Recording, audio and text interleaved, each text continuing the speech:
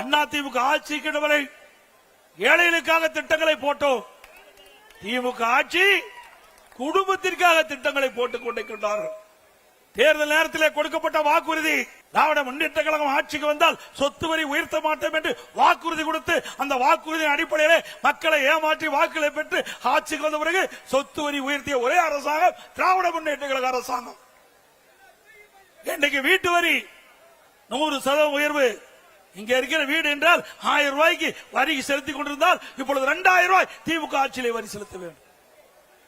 அதே போல இங்க இருக்கின்ற கடை அதிமுக ஆட்சியிலே இன்றைக்கு குறைந்த வரி செலுத்தப்பட்டது. ஆனால் திராவிட முன்னேற்ற கழக ஆட்சியிலே 180% வரியை உயர்த்திருக்கின்றார்கள்.